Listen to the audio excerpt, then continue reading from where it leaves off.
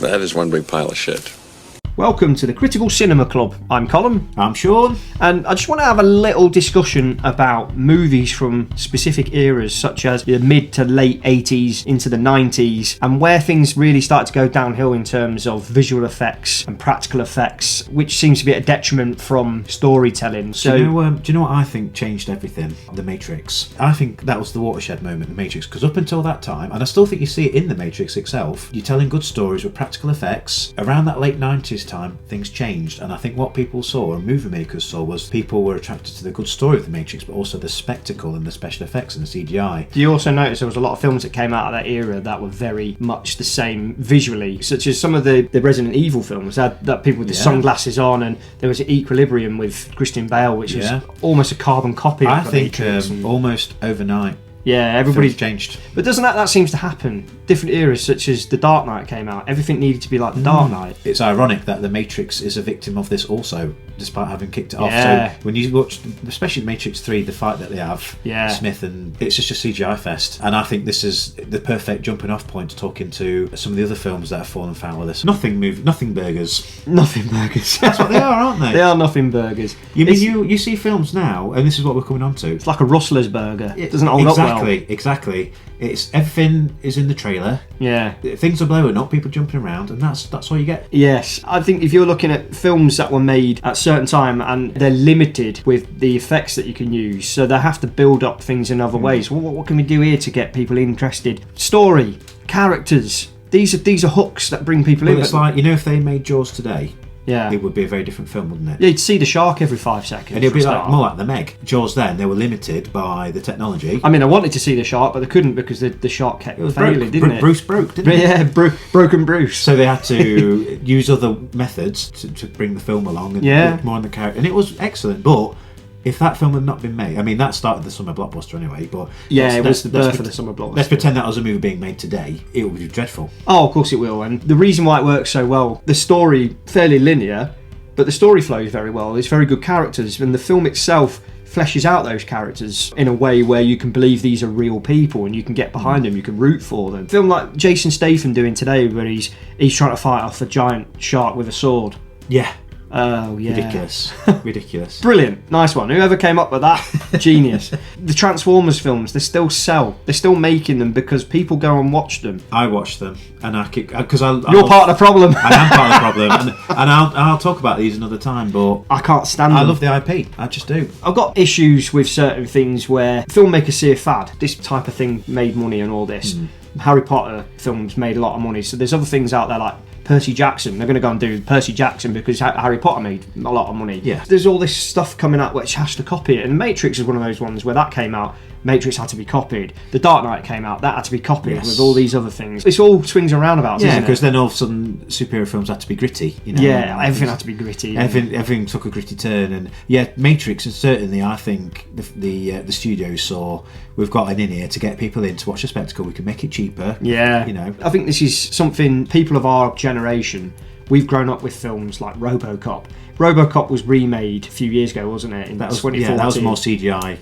And for me, it didn't work it wasn't RoboCop. It should have been something different. But for me, it didn't work. RoboCop's ultra-violent. It's very satirical. It's commentary on the way the world works. And that commentary still is active today. You wouldn't get a film like that today. It would be just effects-laden, throwing shit at the screen. If you think like Alien, right? Absolutely. The Alien films you wouldn't get a film like that now. No. Because the modern audience would... And I think everyone agrees Alien's a great film because it was given the chance in that... Well, when I say I was given a chance, that was the only way you could make that movie then, really. And it turned into a fantastic movie. But these days, if you went to a studio executive with a script and they'd be wanting them bursting out everywhere, wouldn't they? Of course it would. It'd be CGI all over the place. It would be more like Alien Resurrection. Yeah, that was done to make money off of an IP that had finished, and the executives thought, we can still milk this. Yeah, it would be like Terminator. Yeah, they're still trying to milk it. Arnold died now. I'm sick of seeing him in it. There's a new one coming up soon as well, isn't there? Yeah, there's one set in the future, isn't there? There's another. Oh, is there really? Yeah, another Terminator. Well, a bit like Transformers. I'll see it because I love Terminator. When we were flying out to Florida on our honeymoon, and I was watching Back to the Future, I watched all 3 Back to the Future films on the flight, and just to my left on the road, But not at the same time, because that's impossible. Back to the Future. Yeah, I watched all 3 of them back to back on the flight over. It's an 8-hour flight. That's. I mean, I don't know if I love any films to watch 3 in one go. Like I that. could easily, and I could watch like Star Trek 2, 3, and 4 back to back like that, or the original Star Wars trilogy. I think I'd give me an headache. I'd have to get ibuprofen back out for that. No, I love it. But I was sat there watching whichever Back to the Future film was on. It might have been Back to the Future 2 at that point, and there was a guy watching a film in the row in front, but to my left. So I was in the middle seat. So you could see diagonally I through. can see his screen, and he was watching Black Adam. And every time I looked up, it was just explosions and special effects and CGI and things. Then I looked at my screen, and it's characters. And there's a little bit of visual effect here with the DeLorean or what have you, but it was characters, and there was things going on between these characters, and there was a story going on, and it was really engaging. And I'm looking at these 2 things, 2 films from 2 different eras, and I thought to myself, which one will hold up best in the next 100 years? Well, this is a little bit like, as I've discussed in my Crow Throwback Thursday video, and this is the kind of film I'm thinking of, where you've got The Crow, which is a really good story, and they worked with what they had, and they've done a fantastic job, and you hold it up against a complete CGI fest, which is Black Adam, and it's just explosions for the sake of it. Like you've just said, in 100 years' time, people still probably be watching The Crow. And I can't help but feel that if you look at modern films now, there's this over-reliance on CGI, there's this over-reliance on, you throw all this stuff onto the screen, it's going to catch people's attention, and a bit like what the X-Men films have become. Yeah, and the person I blame for all of this, George Lucas, was the one that really kind of picked up on special effects and threw them on the screen. And you look at the prequels, and it's just mess everywhere. And that's what films have become over the last 10, 12, 20 years. It's just over-reliance on special effects, less reliance on story and character growth and character development. Special effects are just a tool, a means of telling a story. A special effect without a story is a pretty boring thing.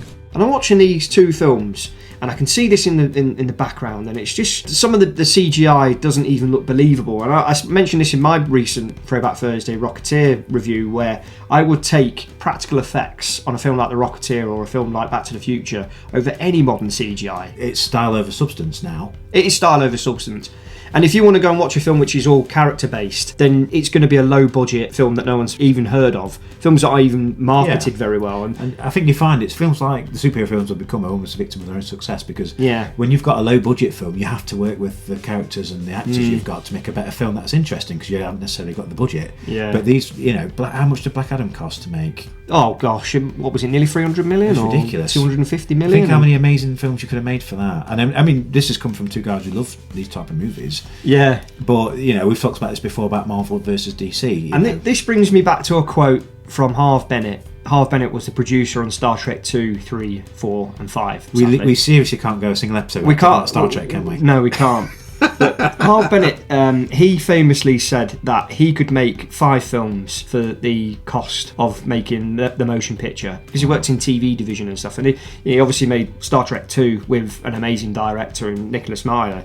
And look what they did there. Star Trek 3, I think, not quite as good, but still a brilliant film. Star Trek 4, that speaks for itself, for the amount of money that pulled Star in. Trek 2 is a great example, because not many special effects in that. No. Basically, you've got these 2 sets, the 2 bridges, which are the main sets, and it's almost from the TV show kind of budget, but the drama is incredible. Yeah. And that's what people remember. Absolutely, and I think if you're watching these modern films, everything's a superhero film now. Everything's a comic book film now. You've got oversaturation on Disney Plus with like Loki and WandaVision and all these series, and you've got the same with the Star Wars stuff with Mandalorian and Book of Boba Fett and Ahsoka, and it's just oversaturation of the market. People are getting bored of it. People don't want to see it anymore. And then you've got Jordan Peele, who directed Nope and Get Out, and they're films that they're not over-reliant on special effects and not over-reliant on visual. Good stories. They're just good stories, and directors like him are the people that I look forward to seeing their films. Like Christopher Nolan, Oppenheimer, for instance. I don't think that you could argue that there wasn't any special effects or any visual effects used whatsoever at all, but he likes to do a lot of in-camera practical effects. I like to see something that I want to sit there and I think, how the hell did they do that? I don't want to sit there thinking, oh, Dave on his laptop just cranked that out with a 13-hour render. I mean, it's like Terminator 2. Yeah. That's over 30 years old now. And it still stands up, same as Jurassic Park. Well, when you say that, those 2 films, not only do they stand up, they are better. Yes. Because I think people are cheaping out now with CGI, and it's coming out now that they're overworking these guys who are making these effects. because they don't want to go to all the trouble of making the practical effects. And I think they've lost something there. Really have. There's another thing to put with that is Jurassic Park's got a lot less CGI in it than you think it's got. There's a lot of in-camera work which you think might be computer generated, but it's not. It blends with the CGI really well. Whereas when you're watching all these films, like all the Marvel films, a lot of that is just CGI everywhere. Well, I think CGI, where they've gone wrong is CGI should be there to complement the practical effects. Yes. And just enhance that little bit. Maybe little bits in the corners or whatever, just to make it that bit more engrossing. But what they're doing now is you're seeing a lot of Marvel and Star Wars where they're not even in the set anymore. It's just green. Have you seen that picture? I hope you can find it for this, where you've got Nick Fury and he's holding the gun. It's in this picture, and it's not even a gun, it's a green thing in his hand. Even the gun's not real. Yeah, he's just holding something so they can put. It's a placeholder, they can put something in for the image. I mean, that's how far we've come now. Yeah. They can't even have a prop gun. They have a CGI gun in Nick Fury's hand in a green seat in a green room. I fear for where Hollywood's going, and we're recording this after the South Park episode, the Pandaverse, slating Kathleen Kennedy and Disney, and it's such a point that they made with that. They're just going back to reusing the same thing over and over again, but they're doing it in a way where they're trying to push their message and these political agendas, and it's at the detriment of good storytelling and character development. Absolutely. And people don't want to be lectured to on a film when you're watching something to get an escape. It's not a bad thing if it's done in a way that merits the story that it's telling. But when it lectures at you and makes you think, well, okay, I'm not the target audience for this, whereas 10 years ago I was. So would you say that because you can do so much with CGI and computer-generated effects and all this, that they now make films worse? So say, for instance, there's limitations on what you can do. Could a limitation on certain things make a film better? Yes, definitely, because I think they talk about that with Star Wars a lot, where they had so many limitations that they were forced down a way. It was a perfect storm to make a fantastic movie because there had that many problems. And like you say, Jaws was the best example. Limitations made Spielberg had to shoot a certain way, and that made the film better than it would have been. That spawned a whole genre almost, doesn't it? Yeah.